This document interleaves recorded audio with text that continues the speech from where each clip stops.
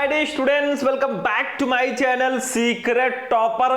तो स्टूडेंट, आज का ये वीडियो क्लास 10 सोशल साइंस यानी कि सामाजिक विज्ञान का सबसे ज्यादा इंपॉर्टेंट वीडियो है, क्योंकि आज के इस वीडियो में हम पढ़ेंगे क्लास 10 सोशल साइंस के चैप्टर 1 और चैप्टर 2 के 7 जो सबसे महत्वपूर्ण लघुत्तरीय प्रश्न है ना, उनको हम इस वीडियो में पढ़ेंगे।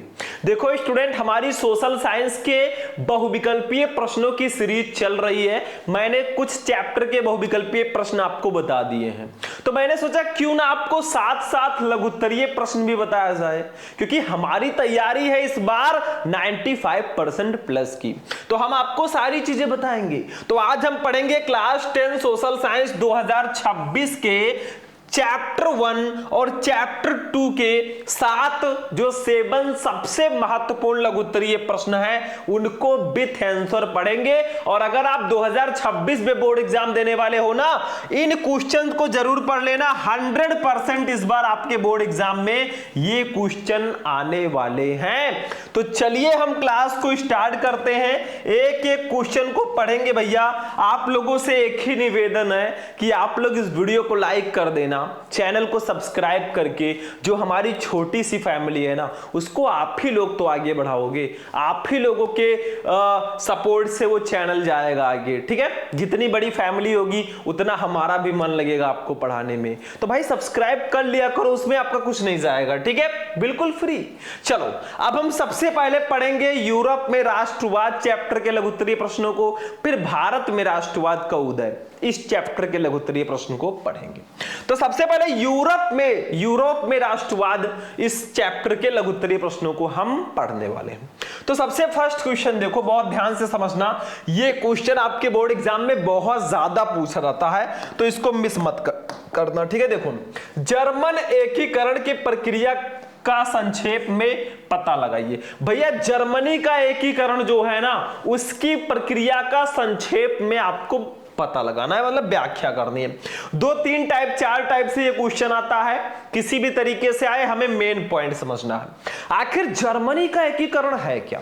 देखो ध्यान से समझना भाई, इसमें सिर्फ लिखना होता है, इसमें न्यूमेरिकल्स नहीं है, फिजिक्स केमिस्ट्री की तरह की लगाना है, ठीक है। चलो देखो, राष्ट्रवादी भावनाएं मध्यम वर्गीय जर्मन लोगों में काफी व्याप्त थी। उन्होंने 1848 में जर्मन महासंघ के विभिन्न इलाकों को जोड़कर एक निर्वाचित संसद द्वारा शासित राष्ट्र राज्य बनाने का प्रयास किया था। मतलब क्या है, राष्ट्रवादी भावनाएं जो है ना, वो मध्यम वर्गीय जो मिडिल क्लास के जर्मन लोग हैं उसमें काफी ज्यादा थी, काफी ज्यादा व्याप्त थी। तो उन्होंने 1848 में जर्मन महासंघ के विभिन्न इलाकों को जोड़कर एक निर्वाचित संसद द्वारा शासित राष्ट्र राज्य बनाने का उन्होंने प्रयास किया था, ठीक है। मगर इस पहल को राजशाही और फौज की ताकत ने मिलकर दबा दिया। लेकिन जो उन्होंने प्रयास किया ना कि हम इसको बना देंगे, एक राष्ट्र राज्य बना देंगे, लेकिन उसको क्या हुआ, जो राजशाही है, जो वहां पे राजा लोग हैं, राजशाही लोग हैं, और जो फौज है ना, उनकी ताकत ने मिलकर उनके इस प्लान को दबा दिया। आगे देखो, उनका प्रसा के बड़े भू स्वामियों ने भी समर्थन किया, ठीक है। उसके बाद प्रसा ने राष्ट्रीय एकीकरण के आंदोलन का नेतृत्व संभाल लिया। उसका मुख्यमंत्री ऑटो वान बिस्मार्क इस प्रक्रिया का जनक था, जिसने प्रसा की सेना और नौकरशाही की मदद ली, ठीक है। तो ये आपका हो गया फर्स्ट पेज, इसको नोट कर सकते हो भाई, ऐसे आप लोग लिख देना, ठीक है। अब इसमें कोई वो चीज नहीं है कि मुझे न्यूमेरिकल लगाना या कुछ करना है, छोटी सी चीजें हमें लिखनी होती है, थोड़ा सा समझ लोगे, पढ़ के ना लिख दोगे। आगे देखो, 7 वर्ष के दौरान ऑस्ट्रिया, डेनमार्क और फ्रांस से 3 युद्धों में प्रसा की जीत हुई और एकीकरण की प्रक्रिया पूरी हुई। मतलब 7 वर्ष के दौरान ऑस्ट्रिया, डेनमार्क और फ्रांस से 3 युद्धों में प्रसा की जीत हुई और एकीकरण की प्रक्रिया पूरी हुई। जनवरी 1871 में वर्साय में हुए एक समारोह में प्रसा के राजा विलियम प्रथम को जर्मनी का सम्राट घोषित किया गया। और जनवरी भाई 1871 में वर्साय में हुए एक समारोह में, एक प्रोग्राम में प्रसा के जो राजा हैं विलियम प्रथम, उनको जर्मनी का सम्राट घोषित कर दिया गया। इस तरह 1871 में जर्मनी का एकीकरण हुआ और फाइनली 1871 ईस्वी में ही जर्मनी का एकीकरण हुआ। बस बच्चों इतना ही आपको लिखना है फर्स्ट क्वेश्चन में, कुछ खास नहीं था, 2 लाइन थी, ठीक है, समझ में आ रहा है, बस इतना सा आपको लिखना है। स्क्रीनशॉट में लेने का मौका जरूर दूंगा आप लोगों को, पहले इसका स्क्रीनशॉट लीजिए। जर्मनी का एकीकरण समझ गए, कुछ खास है नहीं, बस थोड़ा सा समझो चीजों को। सामाजिक विज्ञान में होता क्या है ये भी मैं बता दूं। सामाजिक विज्ञान में आपको लिखना आना चाहिए, जितना अच्छे से आप प्रेजेंट कर सकते हो ना, जितना अच्छे से आप लिख सकते हो, नंबर उतने ही अच्छे मिलेंगे। चलो दूसरा क्वेश्चन देखो, हमारे फर्स्ट चैप्टर का ही है, यूरोप में राष्ट्रवाद का। देखो, नेपोलियन द्वारा किए गए सुधारों का वर्णन कीजिए। नेपोलियंस के द्वारा किए गए सुधारों का आपको वर्णन करना है कि नेपोलियन ने कौन कौन से सुधार किए। तो देखो भैया, नेपोलियन बोनापार्ट विश्व के महानतम व्यक्तियों में से एक था। नेपोलियन बोनापार्ट जो है, नेपोलियन बोनापार्ट, ये विश्व के महानतम व्यक्तियों में से एक था, one of the greatest man, ठीक है। उसके असाधारण कार्यों और आश्चर्यजनक विजयों ने 1799 से 1815 ईस्वी तक संपूर्ण यूरोप को प्रभावित किया।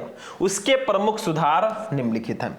मतलब ये जो नेपोलियन बोनापार्ट है ना, ये विश्व के महानतम व्यक्ति थे और उनके असाधारण कार्य, वो कुछ ऑर्डिनरी, एक्स्ट्रा ऑर्डिनरी काम करते थे और आश्चर्यजनक विजय, उन्होंने आश्चर्यजनक विजय भी प्राप्त की, विक्ट्री भी प्राप्त की। उसने 1799 से 1815 ईस्वी तक संपूर्ण यूरोप को प्रभावित किया। उसके प्रमुख सुधार निम्नलिखित है। सबसे पहला शासन संबंधी सुधार। ऐसे हेडिंग डाल के अच्छे से लिखना, तभी नंबर मिलेगा। जितना अच्छा हेडिंग रहेगा सोशल साइंस में ना, उतने अच्छे नंबर। तो शासन संबंधी सुधार देखो, नेपोलियन की शासन व्यवस्था प्रतिभा, व्यापकता और कार्य क्षमता के सिद्धांतों पर आधारित थी। मतलब नेपोलियन की शासन जो है, वो शासन व्यवस्था प्रतिभा, व्यापकता और कार्य क्षमता के सिद्धांतों पर आधारित थी।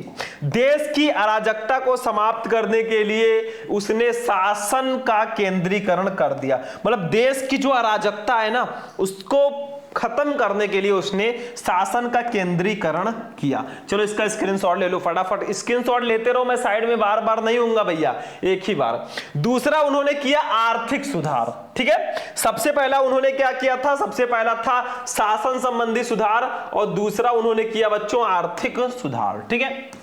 मतलब इकोनॉमिकली उन्होंने भी सुधार किया है। देखो, नेपोलियन ने पेरिस में बैंक ऑफ फ्रांस की स्थापना कराई। मतलब नेपोलियन ने जो है ना, पेरिस में बैंक ऑफ फ्रांस की स्थापना कराई। मादक द्रव्यों, नमक आदि पर कर लगाया, उन्होंने टैक्स लगाया। मजदूरों का वेतन निश्चित किया। चोर बाजारी, सट्टेबाजी, मुनाफाखोरी को समाप्त किया। देखो कितना अच्छा काम उन्होंने किया। नेपोलियन ने पेरिस में बैंक ऑफ फ्रांस की स्थापना कराई। मादक द्रव्य जो है, नमक है, आदि पर टैक्स लगाया। मजदूरों का वेतन निश्चित किया, ठीक है, उनका वेतन निश्चित हुआ। चोर बाजारी, सट्टेबाजी, मुनाफाखोरी को समाप्त किया। तीसरा है धार्मिक सुधार भी उन्होंने किया। हेडिंग डाल डाल के अच्छे से लिखना। नेपोलियन ने अपने देशवासियों को धार्मिक स्वतंत्रता प्रदान करने का प्रयत्न किया। राज्य की ओर से सभी को अपने धर्म का आचरण करने की स्वतंत्रता प्रदान की गई थी, ठीक है। ये हो गया भैया, इसको नोट करो। ऐसे हेडिंग डाल डाल के अच्छे से लिख देना, हो जाएगा काम। उसके बाद में न्याय संबंधी सुधार भैया, जस्टिस जो होता है। देखो, नेपोलियन ने फ्रांस के लिए विधि संहिताओं का निर्माण करवाया। इसे नेपोलियन कोड के नाम से भी जाना गया। नेपोलियन का यह कार्य फ्रांस को एक अस्थायी देन थी, बहुत इंपॉर्टेंट है। फिर शिक्षा संबंधी सुधार भाई, शिक्षित रहोगे तो विकसित रहोगे, विकास करोगे, ठीक है। तो नेपोलियन ने शिक्षा के क्षेत्र में महत्वपूर्ण सुधार किए। उसने फ्रांस में राष्ट्रीय शिक्षा की नींव डाली और पेरिस में एक विश्वविद्यालय की स्थापना भी की। भाई कितना इंपॉर्टेंट इन्होंने काम किया है, ठीक है। 6 नंबर, सार्वजनिक सुधार। कुछ पर्सनल सुधार देखिए। नेपोलियन के सार्वजनिक हित के लिए अनेक महत्वपूर्ण सुधार किए। उसने बेरोजगारी को दूर किया। भाई जो आज बेरोजगार लोग घूम रहे हैं ना, एम्प्लॉयड, उसको उन्होंने दूर किया। आवागमन को सुगम बनाने के लिए 229 पक्की सड़कों का निर्माण कराया। भाई सड़क वड़क का भी निर्माण इन्होंने कराया। चलो नोट करो, स्क्रीनशॉट लो फटाफट, ठीक है। कुछ है नहीं इसमें, पढ़ते जाना है, आप लोग समझते जाओ, नोट करते जाओ, ठीक है। अब देखो आगे अभी और भी है भाई, ये तो लॉन्ग क्वेश्चन की तरह हो गया, इतना बड़ा है, ठीक है। चलो देखते हैं।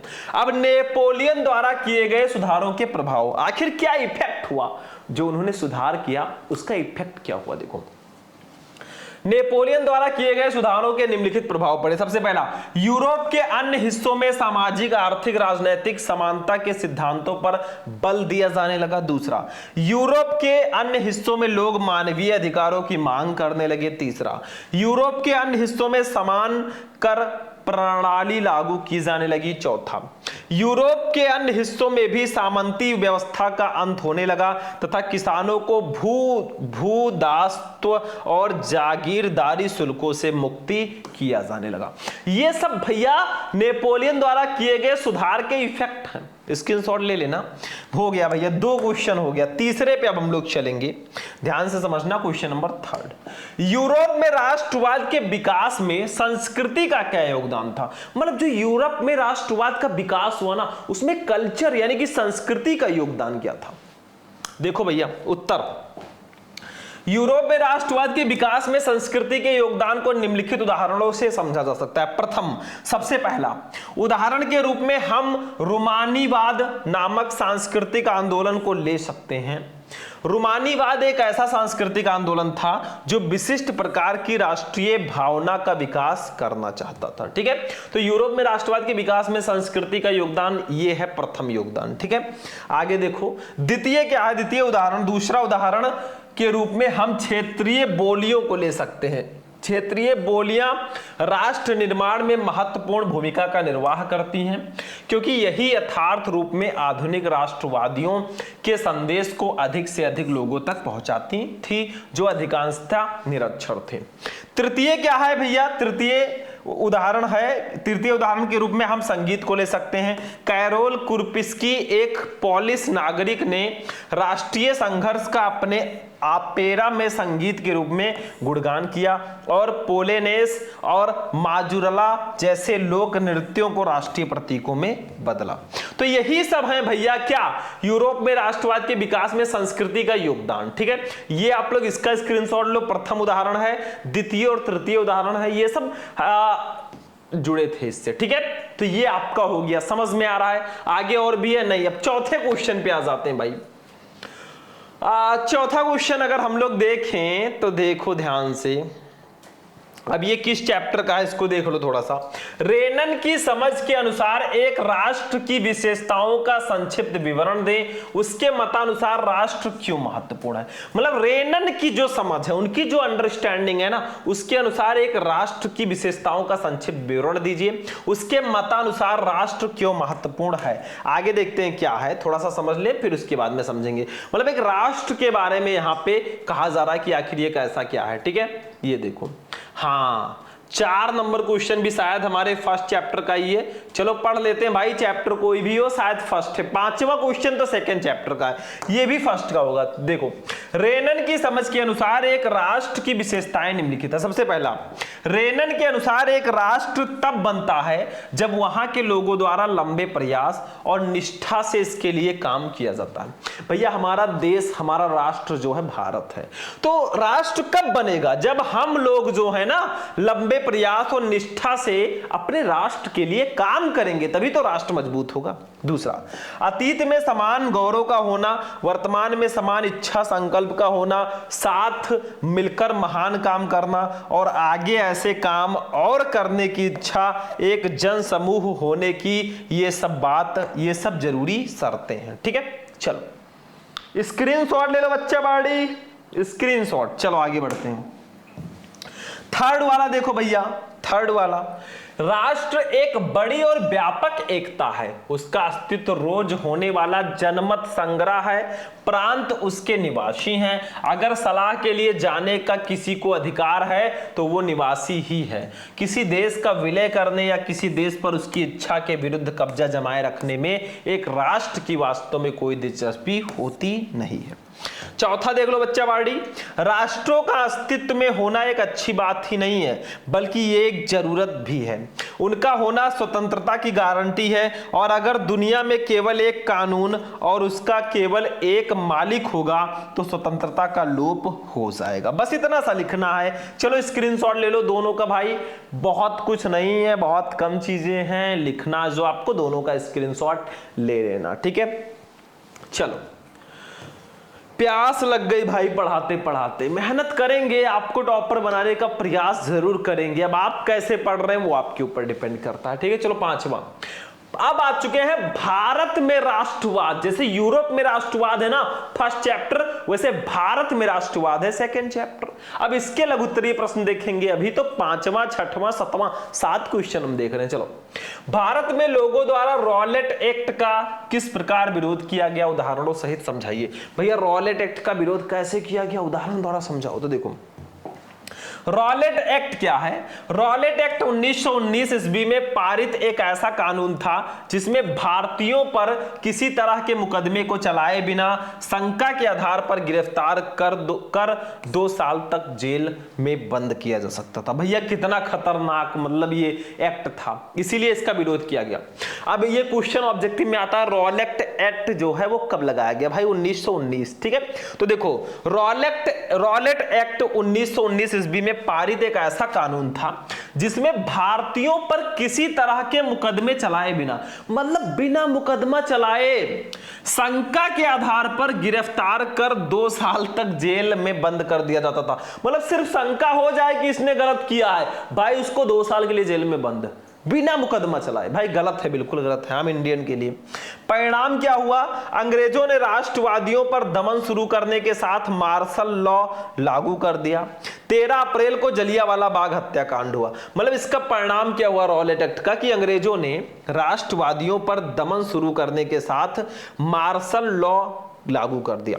और 13 अप्रैल को जलियांवाला बाग हत्याकांड हुआ भाई, जो खूनी रविवार, मतलब जलियांवाला बाग हत्याकांड 13 अप्रैल को हो गया। ये भी क्वेश्चन आता है। अब विरोध देखो, भारत में लोगों द्वारा रॉलेट एक्ट का विरोध निम्न प्रकार से किया गया था। सबसे पहला, विभिन्न शहरों में रैली जुलूसों का आयोजन किया गया। मतलब जो भारतीय लोग हैं ना, वो विभिन्न शहरों में, सिटीज में जुलूसों का उन्होंने आयोजन किया। दूसरा, रेलवे वर्कशॉप्स में कामगार हड़ताल पर चले गए। मतलब रेलवे वर्कशॉप में जो काम करने वाले लोग थे ना, वो हड़ताल पर चले गए। तीसरा, कई शहरों में दुकानदारों ने दुकान बंद करके अपना विरोध जताया। कुछ लोगों ने दुकान बंद करके अपना विरोध जताया। बस यही सब था भाई, इसका स्क्रीनशॉट ले लो। रॉलेट एक्ट बहुत इंपॉर्टेंट है, इसका विरोध कैसे किया गया, क्या कैसे हुआ, प्रोसेस, सारी चीजें जानोगे तो अच्छा रहेगा भाई, ठीक है। पानी पी लेते हैं हम भी।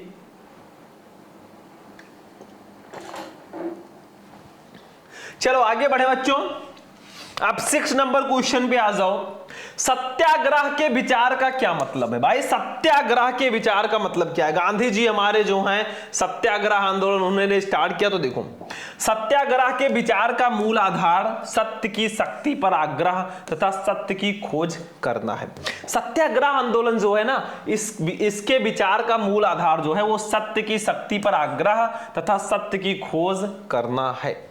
गांधी जी इसके प्रबल समर्थक थे तथा उन्होंने इसकी व्याख्या इस प्रकार की। सबसे पहला, अगर आपका उद्देश्य सच्चा है, यदि आपका संघर्ष अन्याय के खिलाफ है, तो उत्पीड़क से मुकाबला करने के लिए आपको किसी शारीरिक बल की आवश्यकता नहीं है, ठीक है, ये कहा उन्होंने। दूसरा, प्रतिशोध की भावना या आक्रामकता का सहारा लिए बिना सत्याग्रही केवल अहिंसा के सहारे भी अपने संघर्ष में सफल हो सकता है। ये हमारे गांधी जी के कुछ सत्याग्रह कुछ थे, ठीक है। तीसरा देखो, इसके लिए दमनकारी शत्रु की चेतना को झिझोड़ना चाहिए। उत्पीड़क शत्रु को ही नहीं बल्कि सभी लोगों को हिंसा के जरिए सत्य को स्वीकार करने पर विवश करने की बजाय सच्चाई को देखने और उसे सहज भाव से स्वीकार करने के लिए प्रेरित किया जाना चाहिए। चौथा, इस संघर्ष में अंततः सत्य की ही जीत होती है। गांधी जी का अटूट विश्वास था कि अहिंसा का धर्म सभी भारतीयों को एकता के सूत्र में बांध सकता है। अगर आप अहिंसा का पालन करते हैं ना, तो सारे भारतीयों को वो एकता के सूत्र में बांध सकता है गांधी जी, ठीक है।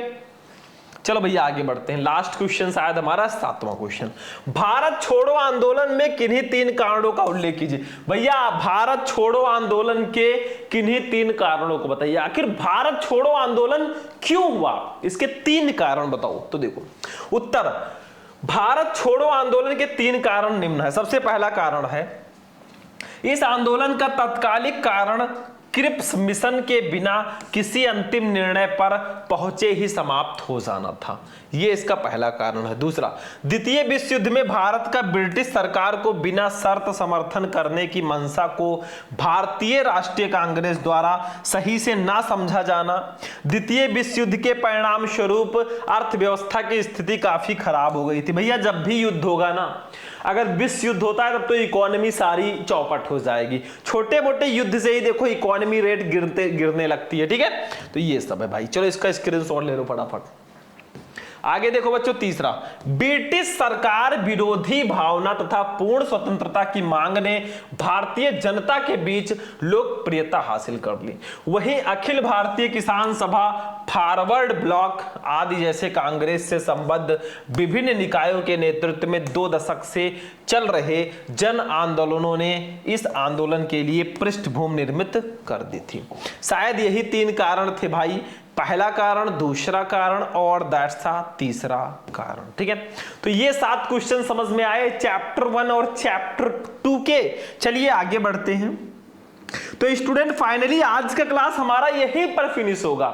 मैंने आपको कहा था कि आज हम क्लास 10 सोशल साइंस के चैप्टर 1 और चैप्टर 2 के टॉप 7 जो 7 सबसे महत्वपूर्ण लघुत्तरीय प्रश्न है उनको पढ़ेंगे। और फाइनली हमने पढ़ भी लिया। तो वीडियो कैसा लगा भाई? वीडियो पसंद आए तो वीडियो को बस लाइक करो, चैनल को सब्सक्राइब करो, बाकी लाइफ एंजॉय करो, तैयारी अच्छे से करो, टॉपर बनो इस बार। ठीक है, चलिए फिर मिलेंगे किसी नेक्स्ट वीडियो में नेक्स्ट टॉपिक के साथ। तब तक के लिए जय हिंद।